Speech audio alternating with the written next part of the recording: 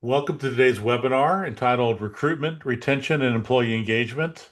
My name is Bob McDonald. I'm with Preferred CFO. Preferred CFO offers outsourced CFO, controller, and outsourced human resource services to help companies engage their financial strategy, tackle challenges, and drive growth.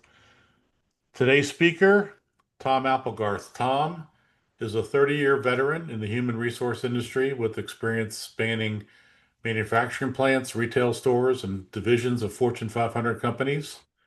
Tom has HR experience across the United States as well as Europe, Asia, and Latin America. His experience has brought significant, measurable improvements in employee engagement, attrition reduction, recruitment of some of the best and brightest employees, and establishment of high impact HR processes and improvements.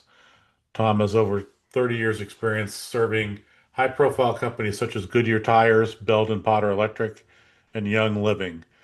Some housekeeping items. Questions will be addressed via the chat or the Q&A with Zoom. If you have individual questions that you want to direct directly to Tom, just let us know in the chat and we'll follow up post-webinar. The webinar will be posted along with other prior webinars on our YouTube channel. So without further ado, take it away, Tom. All right, thank you, Bob. So there is and has been for several years, if not longer, a war for talent, and the demographic cliff for the United States is here. So Americans started having fewer babies really over the last 30 plus years, but even there was another even bigger dip in Americans having children with the Great Recession around the end of 2007. And so that even much smaller group is now turning 18. So we are starting to feel even more of a labor shortage than we have in the last 10, 15, 20 years. And then on the other side of that, more Americans are turning 65 now than they were 10 years ago. 30% more Americans are turning age 65 now than 10 years ago.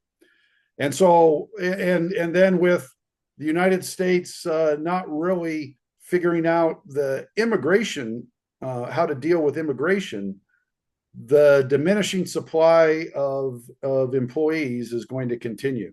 And really, immigration is something that we need to solve because that's really the only lever we can control, especially in the short term, that's going to alleviate this. But given the political dynamics of the United States, I don't meet very many people that are optimistic that we're going to solve that problem.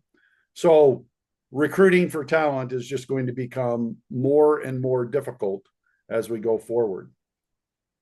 There's a lot of different recruiting strategies I want to talk about today. And I'm going to go into detail on all of these, with the exception of recruiting firms. So, most people are familiar with that. It's definitely a very effective tool. It's something that we do as well. Preferred CFO is in the business of helping people hire employees and doing that as a recruiting firm. So we've got a branch of what we do that is a recruiting firm.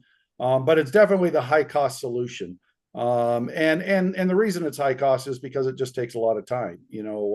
Recruiting firms have a lot of different databases they can tap into, and then they reach out to hundreds of employees or prospective employees, hundreds of applicants, and then sell them, even if they're not actively looking for a job, sell them on considering an opportunity.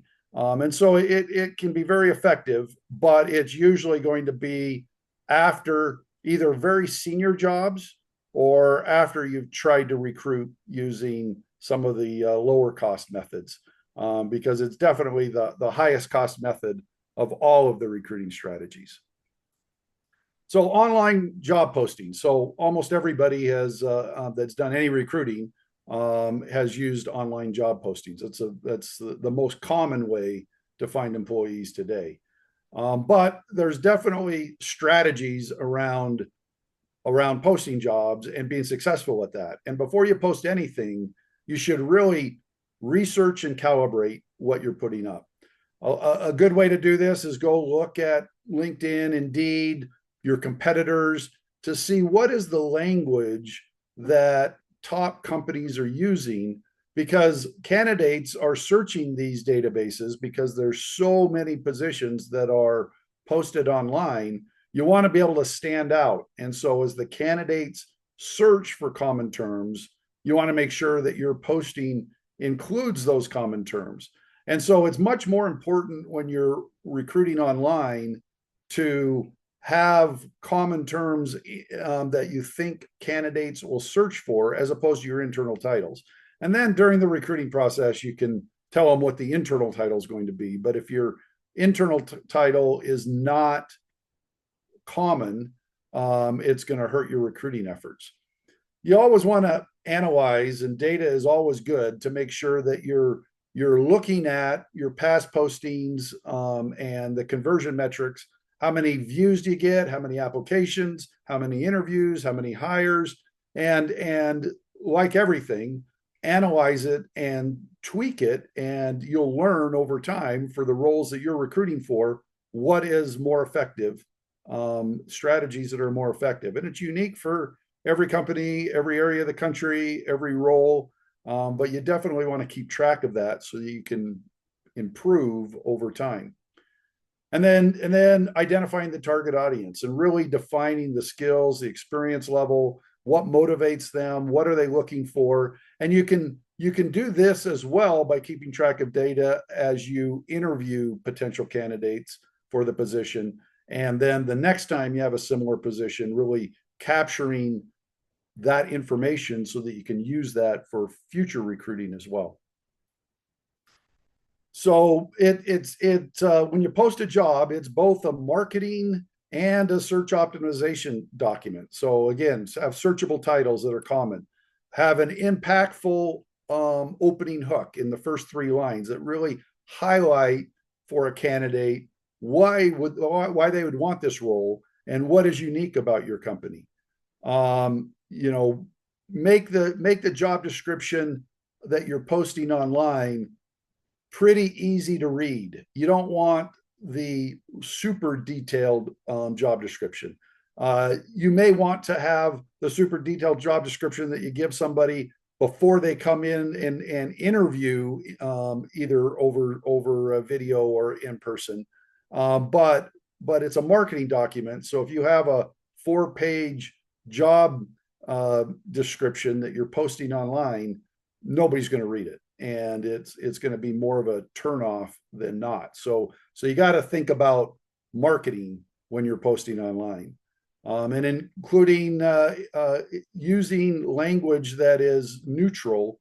You know, for example, collaborative versus aggressive. I mean, again, it's a marketing document. There's plenty of time in your interviewing process to help people really understand what you're looking for in a lot more detail. But when you're posting online, that's not the place to really try and make sure everybody is getting all the detail that they're going to need eventually in the interviewing process. And then making sure, and I always go and test out when I've posted a job, go look for it on your phone, because well over 60% of job seekers are looking for jobs using their phone. So if it looks good on your PC but doesn't look good on your phone, you're going to fail in your marketing effort. So where should you post the position? I have found Indeed to be the single best job posting site. And so if you're only going to pick one, I'd pick Indeed. The one exception for that might be really super high level jobs, especially if you're trying to get to passive candidates. Then LinkedIn might nudge it out. But for most jobs, and especially kind of mid-level management and below, Indeed is the best. But Indeed, ZipRecruiter, and Glassdoor are other good sites. And then there's really niche industry specific jobs: Dice for technical, H Careers for hospitality, MedReps for medical sales. And then depending on your job, you may want to do some research to see if there's some really specific niche job boards that you should be using. And then there's local and regional job boards that often can be effective as well. So you need to make the application form as simple as possible. Um, there's exceptions to this. If you post the job and you're getting thousands and thousands of applicants and you don't have time to go through them, then maybe you want to make the application form a little more onerous. But that's not the experience that me or the companies that I'm working with experience very often. Most of the time, we're getting far fewer applications than what we would like. And so, one of the tools is to make it really simple. If you're, if it takes somebody 10 or 15, 20 minutes to fill out your application, you're going to lose a lot of applicants in the process. And in fact, Indeed and other job boards have a option where you can just let candidates send you their resume directly, which if you're not getting the volume of applicants that you want, that is a great strategy to turn that on, because that really goes back to people searching on their phones. If all they have to do is hit one button and you get their resume, then you're going to get a lot more applicants that way. There's definitely a delicate balance. If you're getting more applicants than you have time to go through, then you may want to beef up the application and screening process. And a lot of those job boards have automated questions that can screen out the candidates for you if they don't answer in the way that you want them to. And so there's mechanisms to do that. But if you're like most employers and not getting enough applicants, then you want to make that a much simpler process. Speed in recruiting is everything. So if you're not getting very many applicants, or if you are and you're screening it down, you want somebody to go through every applicant every day and to respond to the good applicants within one business day. And certainly the lower the level of the position and the lower the pay of the position, the more critical this is. If you're recruiting for really senior, well-paid positions, you may not have to get back to them in one business day. But if you're recruiting for positions that are, paying $20 to $30 an hour, and you're not getting back to them within one business day, you're at a disadvantage, because a lot of companies that need those people are definitely getting back to them within one business day. And, a lot of times if you're waiting, a week to get back to applicants, they're going to be gone by the time you speak with them. So another strategy, in addition to online job posting, is employee referrals. And there's some real advantages to employee referrals. Typically, referral candidates are better on average than the candidates you're going to get from posting a job online, because your employees, for the most part, are not going to refer candidates that they don't think will be good employees. Most of the time, they don't want to look bad by referring a candidate to you that isn't going to be a good fit. It can be, if you really excite your workforce, this can be a great way to hire employees, and it can be lower cost. It depends on the job, and it depends on the position, but this can generally be lower cost, and you can even incent employees who referred the candidate, where maybe you pay them some portion of the employee referral up front and then some portion after the candidate has worked for you for 90 days. And then you have a built-in buddy that is really incented to keep that employee there for at least 90 days. And in a lot of positions, once somebody has been there for 90 days, they're going to be there for a while. And so, that's a good retention mechanism as well. But you need to make the process simple and transparent. So you need to make it really easy process for employees to refer candidates. You need to make the reward significant.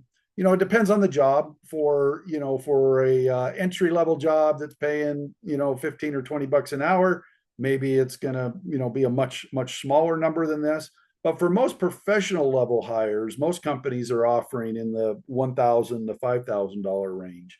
And so it's different for every environment and for every position, but you need to make the reward significant enough so that employees are excited about it and talking about it and wanting to refer candidates.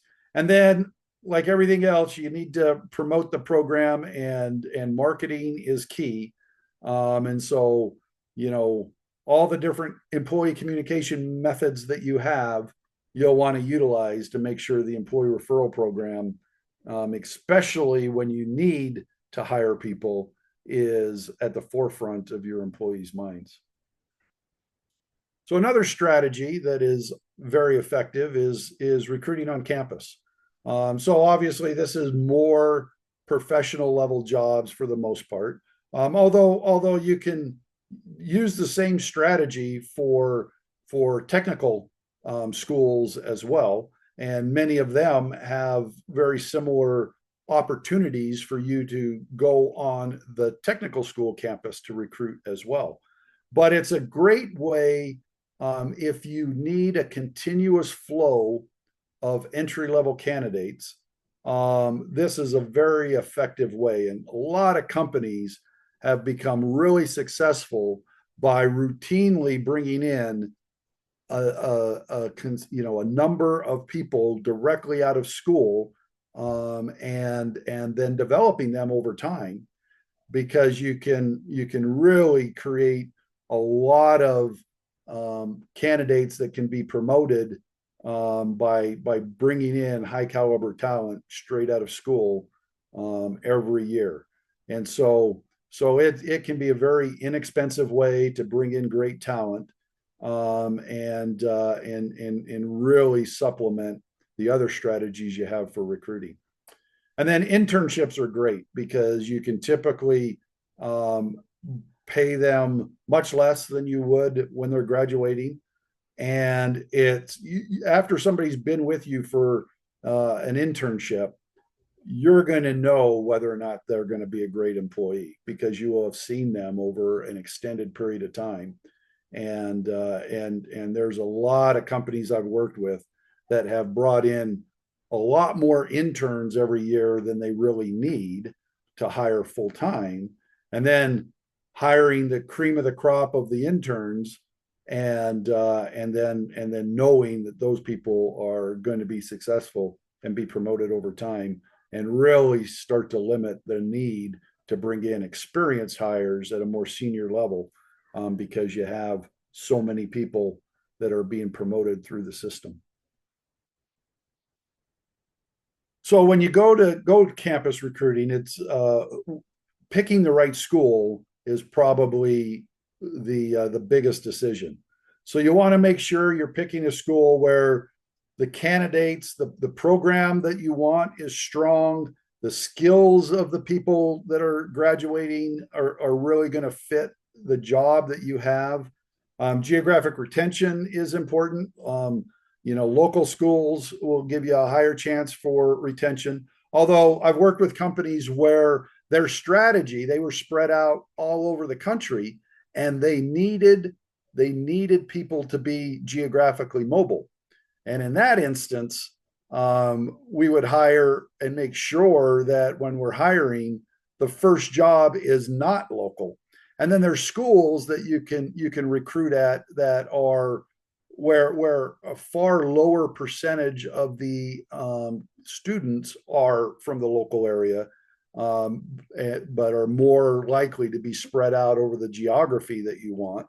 One example, my alma mater, Brigham Young University, it's in Utah, but like less than 30% of the students are from Utah. So there's a lot of companies that like to go recruit there because they know that that that a higher percentage than normal of the students from that university are going to be geographically mobile. And if they are hiring for a career path that's going to require somebody to move geographically every 2 or 3 years, the likelihood that they find somebody who's really willing to do that long term at Brigham Young University is higher than it is at a more local university. But then you also, it builds over time. So the more alumni you have from a school, generally, the more successful you're going to be at recruiting the top students at those universities because they'll know professors, they'll know people in the career placement office, they'll know some students, and they can be a very effective ambassador. And so campus recruiting is a long-term strategy. If you have an opening you need to fill, next week or next month, it's not a good strategy. But if you're looking at over time, I want to build a pipeline of upwardly mobile talent in my organization, it's a great strategy. And you don't want to just limit your activity to career fairs. I mean, every one of these schools will have a career fair. But if that's all you do, you're not going to be as successful as you are if you really develop a relationship. You get to know faculty. When you go for a career fair, I always think it's good to go a day early, spend time talking to professors, and you'll get to know them over time. But most professors, if you say, "Hey, I'm going to be on your campus next week. Can I buy you a cup of coffee, or can I drop by your office for 10 minutes?" Most professors are very willing to do that. And then as you develop that relationship, they'll give you insight on who are the students that may be the best fit for your company. And then a lot of the professors will open up an opportunity for you to come and talk in the classroom, do a guest lecture, and that's a great way to market your company as well as teach the students some real life things. And then there's project sponsorships and other things that you can get involved in. Other career fairs. So there's lots of other career fairs and hiring events. If you just Google it, you'll find lots and a lot that will really fit what you're looking for. There's veteran and military career fairs. There's other trades and manufacturing associations. So there's lots of different career fairs. But when you go to a career fair, if you think you're just going to sit there and wait for people to come up and give you their resume or ask for an application, you're not going to be nearly as successful as you are if you stop people as they're walking by your booth and introduce yourself and give them your elevator pitch on why your company is a great place to work. Apprenticeships are another great tool. So similar to recruiting on a campus, apprenticeships are a long-term solution, but especially for a lot of skilled trades and other jobs that people need to learn over time, but aren't necessarily taught in a university. Although a lot of these are taught in a tech school, but it's a great tool to set up and partner with different organizations, but bring people in at a lower level and a lower wage, but help them understand the timeline, whether that be 6 months or 3 or 4 years, but help them understand and see the vision of what they can become if they learn over time. And setting up a formal apprenticeship is a great way to make sure you have the pool of employees you need as you grow the business and as talent becomes harder and harder to find in future years. There's some roles that are really suitable for apprenticeships and others that aren't. But a lot of it is where there's skill gaps that don't exist. I worked with a company a few years ago that couldn't hire machinists, and they partnered with local trade schools, but still couldn't hire enough. And so they developed a formal apprenticeship program, even helped some people entering their apprenticeship program relocate to their area and set up a very formal apprenticeship program to train machinists over time, and it was very, very successful. And so there's going to be, it's not appropriate everywhere, but there's a lot of companies that have a lot of positions that are really hard for them to fill. That it's not going to solve their problem, next month, but could solve their problem a year or two down the road. And again, there's a lot of community colleges, trade associations, not-for-profits that would just love to work with you to help set up a formal apprenticeship program. So you just need to reach out to them and talk to them about it, and you'll see a lot of those organizations getting very excited about it. But you need a very structured program. It needs a defined length. There needs to be, you need to really think through the learning. So you need to have develop people that can, help put together a training program that are going to teach people these skills. And oftentimes, you may not have this person in your company today, but there's lots of organizations, including ours, that can help you put together a formal apprenticeship program that will end up being successful. Again, a long-term strategy, but a successful one, and one that you ought to keep in mind is if you're having a hard time hiring some of these specific skill sets that can be taught over time. Again, you need to be competitive, so you need to pay competitive wages at the entry level, and then progressive wage increases as the different skills are mastered to make sure that you retain those employees. They're going to have a loyalty to you, but if they can make 25-30% more money by going somewhere else, they're going to. So you need to make sure that you understand what the competitive wage is and keep that in mind, and so that you don't train a bunch of people just to have them go to work somewhere else. International recruiting. So another strategy for roles that can be performed 100% remotely. And there's a lot of them, and we all know, although there's a lot of companies that are having people come back in the office, that were working 100% remotely during the pandemic. It's worth thinking about, especially if you're having trouble getting the positions filled that you need to, is going to a low-cost country and hiring those jobs that can be done 100% remotely can be a very effective strategy that will reduce turnover, allow you to hire the skill sets that you need, and most of the time be a cost savings as well. So I think this is a pool that a lot of companies are using that they found to be really, really successful. And typically, when you're doing this, you're going to want to partner with a company in that country, and they're called employer of record, EOR, and they're pretty prevalent in a lot of these low-cost countries, especially like India or the Philippines, where a huge percentage of the workforce already speaks English.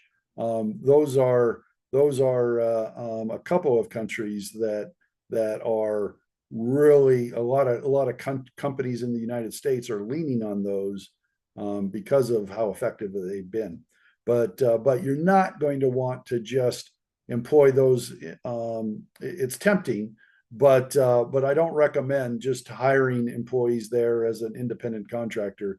because like in the United States, where that can get you into legal trouble, it can also get you into legal trouble in India, the Philippines, and many other countries. So you'll want to partner with an organization that can legally hire them in that country, and then you manage them just like you do with a temp agency. They're your employees, only it's on a permanent basis, not a temporary basis. That they're your employees. So I mentioned India and the Philippines as two great ones. Depending on the skill set and the job, there's probably other countries that you'll want to look at as well. But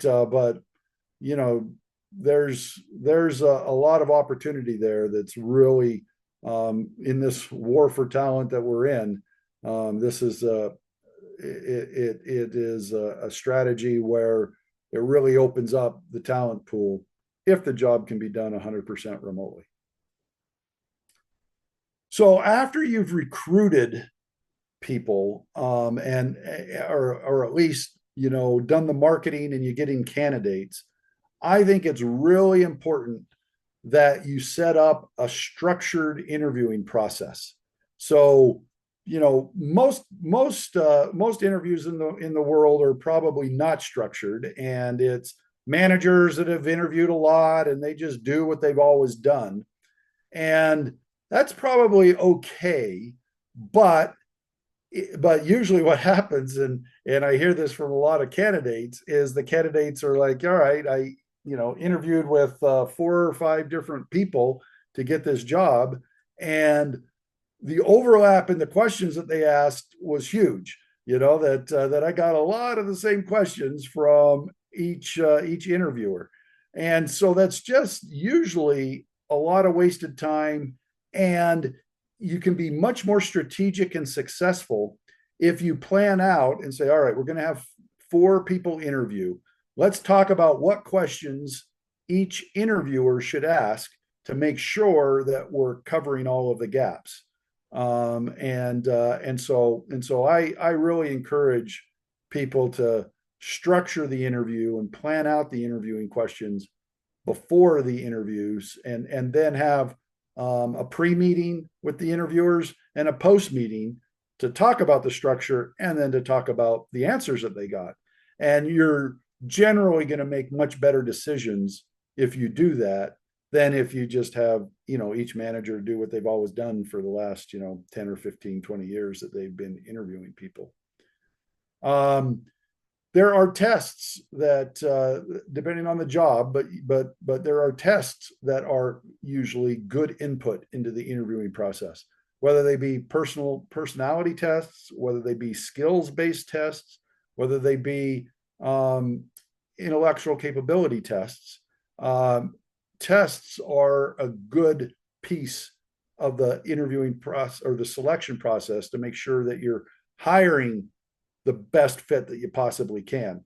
Even with the best selection process in the world, you're not going to be perfect, but you can be a lot better than through putting in a structured interviewing process, pre and post meetings of those they were interviewing, and then tests, and then reference checks. Reference checks, there's a lot of people I talk to that don't necessarily believe in the value of reference checks, but I do. And it's not just give me 4 or 5 people as your reference. That's fine, give them to me. But I always want to talk to your boss, each boss that you've had over the last 4 or 5 years at least. Now, your current boss and maybe where you currently work, you don't want to give me that boss. Okay, I understand that. But your prior employers, if you left an employer 3 or 4 years ago, I want to talk to that person. And you can get invaluable information from those folks. And so I think reference checks are critical. The candidate experience, again, we're running a selection process, but we're also running a marketing process.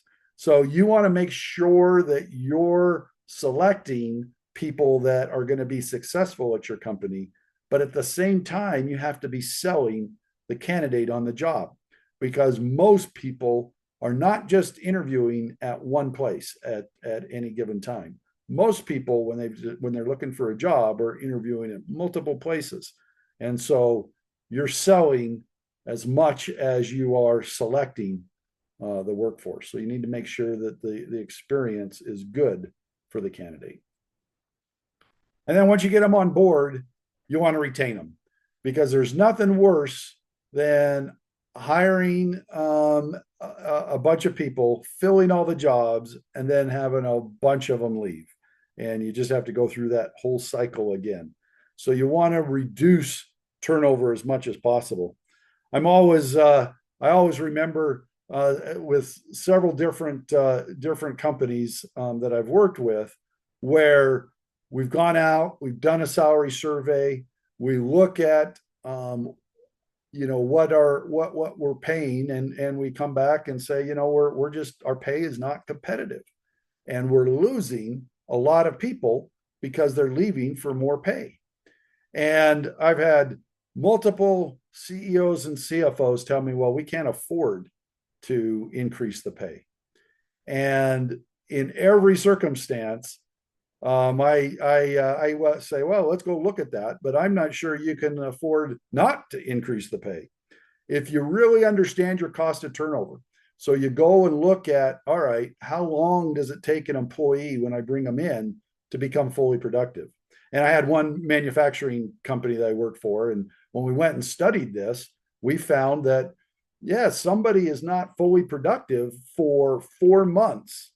And once they've been here for 4 months in this manufacturing environment, they're typically as productive as somebody who's been here for a year or two or longer.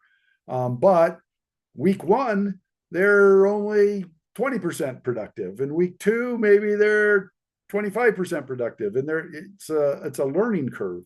And so you're paying the new hire as if they were fully productive, but they're not.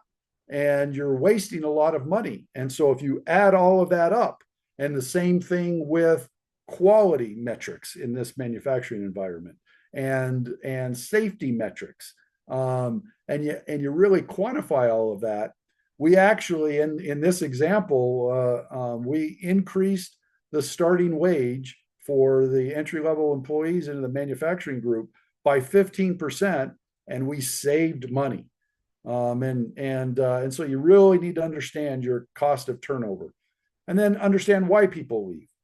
Doing exit interviews when people are leaving, really talking to them, and understanding and documenting and analyzing the data on why people are leaving, and then interviewing people after they've been with us for periodically. I mean, just I think it's a good practice to either quarterly or maybe twice a year have your HR team interview every employee, and just what's going well and what can we do to improve, so that you can get proactive about making changes to make sure that you retain employees. Employee engagement surveys are another great tool. You always need to have benchmark data so that you know how to act on it. But employee engagement surveys are a great tool. Making sure you're tracking metrics of turnover rate by department, by manager, by tenure, by performance level, and looking at that data and seeing what it tells you, and seeing, wow, okay, the turnover's higher in this group or another group, and what are we going to do to really analyze and see what we can do to fix that. Tracking absenteeism and productivity dips by employee, because often if somebody's all of a sudden being absent more, or their productivity's gone down, that should be a trigger for managers and HR to talk to that employee and see what's going on, to see if there's something we can do to fix that, so that they're not only a better employee, but that they'll stick around and stay. And then training managers how to spot burnout signs early and what they can do. The manager, the direct supervisor of employee, has the most influence on retention. And so training them and holding them accountable for turnover is definitely a key way to help reduce attrition. building a strong onboarding experience, mapping out the first 90 days, making certain that employees, when they first come on board, really are excited. I mean, they're excited to come on board before they get there. You need to make sure that the first day, the first week, the first month, the first 90 days are great experiences for them. So you keep that enthusiasm and you keep them wanting to, reinforcing their decision to come work for your company. Assigning a buddy or a mentor is another great thing to do to help new employees really have not only their supervisor, not only HR, but a peer or a mentor to go to ask questions and express concerns. Again, managers are a big driver of turnover, so making sure that you train managers and hold them accountable for turnover is another key way to make sure you retain employees. Conducting salary surveys, we talked a little bit about that, and then making sure that everybody that wants one has an individual development plan and give everybody the ability to express, what do you want to do with this company long term? Some employees are just happy in the job that they're in and don't want a different job, but many employees want training, development, want a different job somewhere down the line, and making sure that they can see that path and that HR and management are talking to them on a regular basis, quarterly, maybe every 6 months, at least every year, and making sure that they can see their development path, the development path they want at your company, as opposed to needing to leave your company and go somewhere else. Recognition and appreciation, it goes a long way, and most managers think they're better at this than they are, but they get busy and they don't. The natural average manager doesn't do as much appreciation to their employees as the employees want. So setting up some formal processes and systems to make sure that happens frequently is important. And then flexibility and work-life balance, especially with the younger generations. People that are in their late 40s, 50s. This isn't always as big of an issue, but for most employees in their 20s and 30s, this is a big issue, and you'll lose a lot of employees if you're not as flexible as you could be. And then the pandemic changed this a lot, because many employers became really flexible during the pandemic, and so a lot of employees got a taste for a lot of flexibility. And if you're changing that, that's usually an issue. And since the pandemic, flexibility has become equal to pay. That was not true prior to the pandemic, but since the pandemic, if you ask employees why they're leaving a company, flexibility is about the same as pay. People are leaving for flexibility as much as they're leaving for pay. So, making sure you have a good culture, open communication, cross teams, that leadership is modeling the desired behaviors. And then, you may have employees leave, but that's another great tool to keep in touch with the ones that you really want back. And that's a successful strategy that I've used a lot to bring back employees, after 3 months, 6 months, a year, when they get to the other side and realize that the grass is not greener always at another company. So just in wrap up, in today's war for talent, the employees the companies that really are the best at attracting the candidates they want, engaging and retaining them, are the ones that are really going to win this war of talent. And if you're having problems recruiting and retaining employees today, Unfortunately, unless we fix the U.S. immigration system, it's only going to get worse. Are there any questions that I could answer for anybody? I don't know, Bob, if anything's come up, if anybody's put in any questions. There's one question that's come up and surprising. It deals with artificial intelligence, which was always a popular topic, almost as much as employees. But how have you seen AI helping with either the identification of candidates or with the candidate review? Yeah, so there it is helpful in both of those. So there are tools with software that you can buy. So if you're a company that is getting a lot more applicants than you have time to screen, there are some great AI tools that can help you reduce that and really help you not have to go through thousands of resumes, but really kind of use that AI tool to screen. You need to be a little careful. There's definitely some legal landmines with some of that, and so you'll want to have a seasoned HR person help you with that, and you want to make sure that you don't get into legal hot water screening out people that may be qualified but may have or they can allege that you're discriminating against them in some way, shape, or form. But that's a great tool. And then there's also some software that is really helpful. It's a lot of recruiting firms are using it. Some companies are using it, but generally it's a little more pricey than what most companies want to do. But there's definitely some AI tools that are good at finding candidates with specific skill sets, and even starting to interact with them, and getting people that aren't looking for a job, and getting them interested in your job. So the AI tools, there's a lot of good ones at the moment, and I'm sure they'll only get better.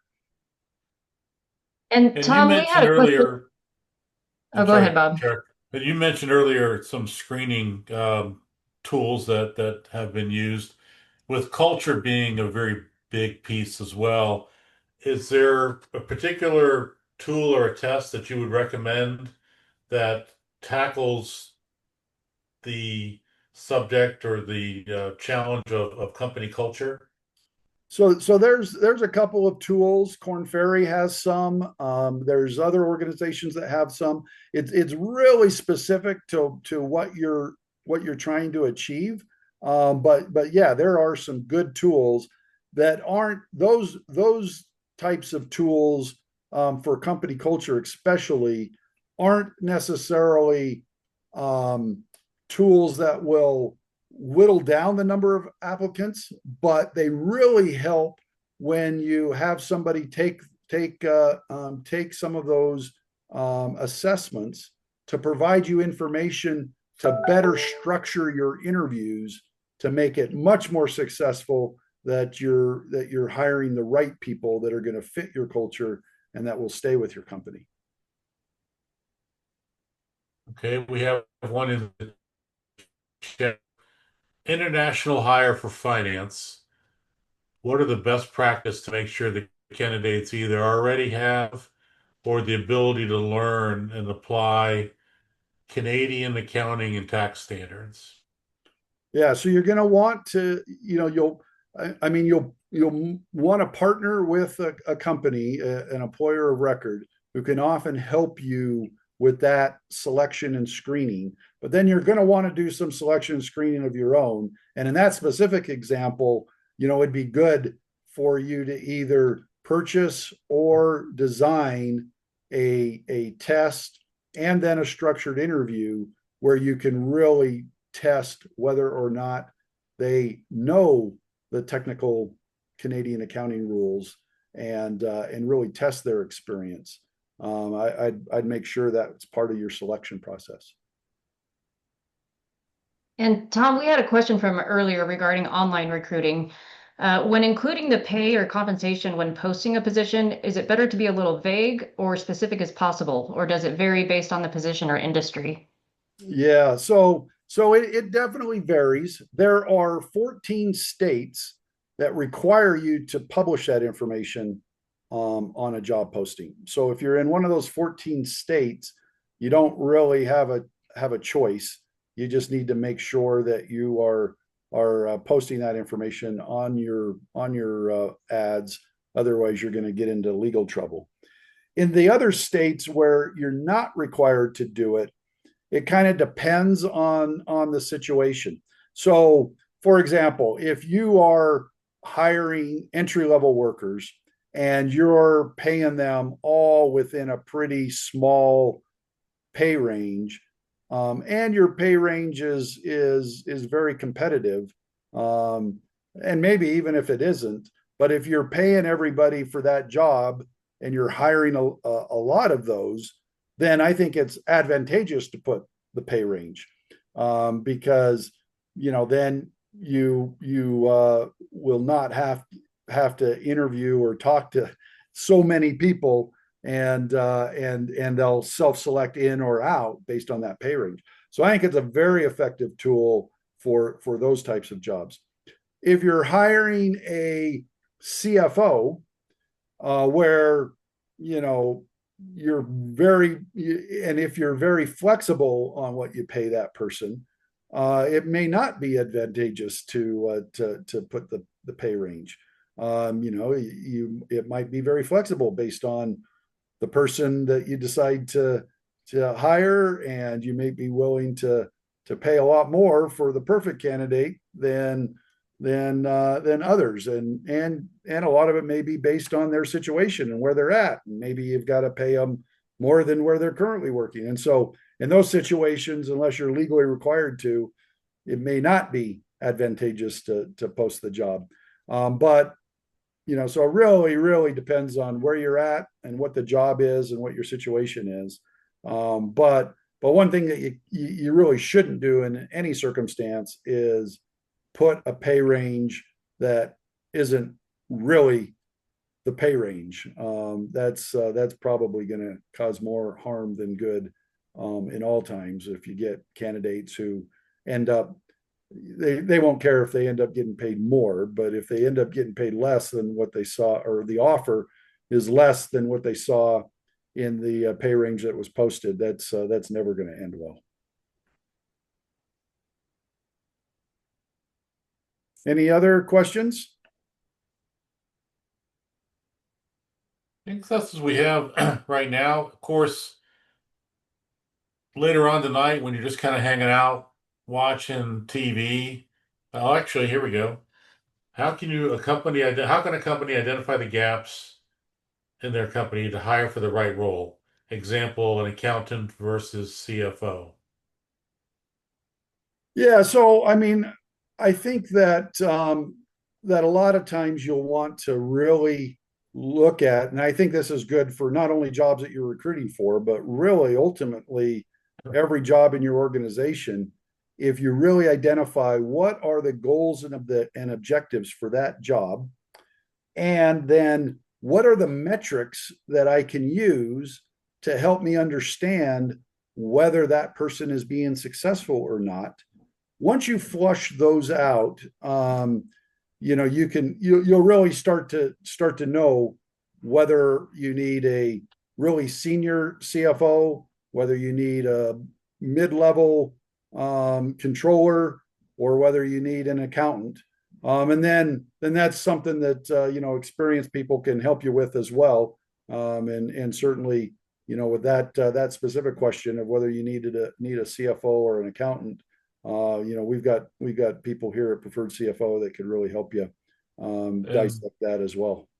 That's from Natalie. Natalie, we can follow up with you directly after the webinar, and anybody else that has a question that they just think of. Tom A at Preferred CFO. You can direct any questions to him. Another question here. Here we go. If we already have a good employee in their role, but come across a great candidate for a similar role, should we hire anyways for potential growth? Yeah, it really depends on your situation. There are definitely, if you can afford it, and you're confident that you're going to be able to grow, or you really need to grow, there's lots of companies that employ that strategy. A lot of companies that are growing quickly will often just always be recruiting and not even necessarily have the position in mind. But when they find the right candidate that they know can help their company, then they hire them and they make a job for them. So if you're a company that's pretty certain you're going to be able to grow and you can afford it, I think that's a great strategy. If you're a company where maybe your end markets are shrinking and you're not certain you can afford it, then that may not be as good of a strategy. I think you're right, Tom. I don't think it's ever a bad thing to hire a great person. Yeah. Well, and then the other tool is, you know, you can always, and there's a lot of companies that employ this strategy as well, where you're always looking for talent and you're always challenging, raising the bar on your existing employees. And, what may be acceptable performance this year may not be acceptable performance next year because expectations are increasing. And it's not bad to always be talking to the lowest performers about what they need to do to improve, and saying, you need to improve, and you're one of the bottom performing employees, and the bar's raising every year. Our competitors are getting better every year. We need to get better every year. And so keeping an eye out for great talent and continuously talking to your bottom performers and letting them know that they need to improve is a way to really help your organization get better. Continuous improvement over time. Thanks, Tom. We're up against the break here with the 5:59 against the 6 o'clock end time. So thanks again for everybody for attending today. Once again, if you have an additional question, Tom A at preferredcfo.com. Be happy to address anything that you have. The webinar from today is also going to be recorded and it'll be uploaded to our YouTube channel. If you visit youtube.com, you can just search on Preferred CFO. It'll take you not only to this webinar, but to several of the webinars that we've hosted in the past. So thank you again for everybody for their attendance, and we hope to see you next time.